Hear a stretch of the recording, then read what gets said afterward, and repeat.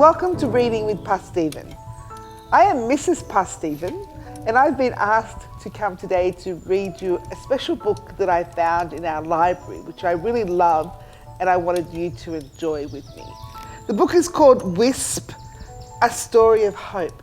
And I first saw that name and I thought, I wonder what that book is about.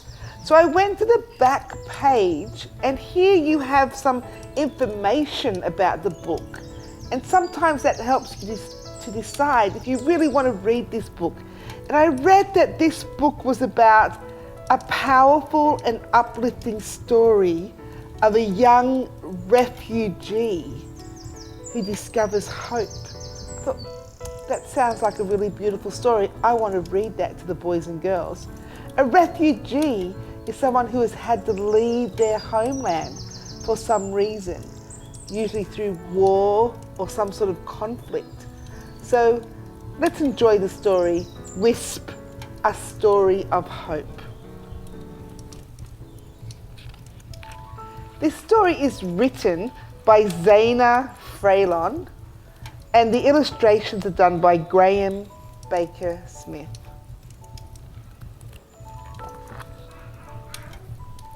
Idris lived in a small world. A world where fences grew from the dirt and where shadows ruled.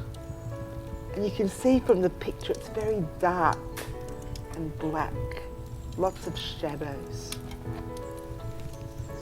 A world with no trees to give shade, no rivers to drink or seas to swim. A world full of people, but where everyone was alone. Until one day, a wisp flew in on the evening wind. Dust rose up in swarms around it. Feet trampled it into the dirt. Nobody noticed it. Nobody except Idris. Idris gentled the wisp from the ground. He softened away the dust and dirt and footprints. And that was when he felt it, the smallest whisper of want. I love that alliteration, whisper of want, when we repeat the sound. That's called alliteration. The wisp began to wriggle, flitting and fluttering. It bustled Idris past rows of tent and along the fence's glare, until it stilled at the feet of a man, ancient and cracked. "Is this yours?" Idris asked. The man's eyes were long ago dulled, but he took the wisp in his hand. He held it to his ear. Slowly, the spark of a smile lit his lips. "Once," he whispered. The wisp pulsed bright. The man lifted his voice, and music poured into the night.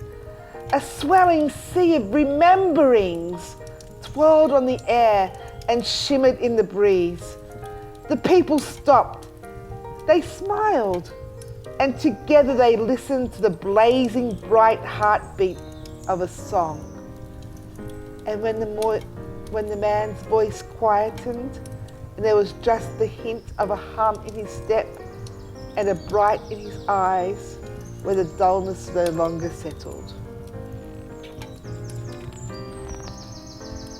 When the next wisp flew in on the evening wind, Idris knew what to do. He let himself be bustled past and over and along until the wisp found who it was seeking. The woman looked at Idris, a sad, etched deep into her face. She held the wisp to her ear. A light flicked softly in her eyes. "Once," she whispered, and the wisp quivered in delight. The memories spun from the woman's fingers and rippled through the air.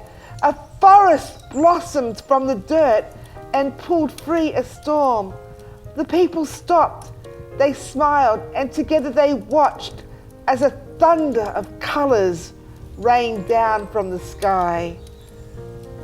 And when the woman's fingers stilled, there was just a splash of happy in her words, and the sad on her face was not as deep as before. More days passed, and more wisps flew in on the evening wind. Onces were whispered, and rememberings released. Idris tasted the pull of the moonlight and explored the soft scent of new knowings. He felt the rumbles of the earth and the tremble of stories from 1,000 kingdoms. Then one evening, a wisp appeared that did not wriggle or flutter or flit.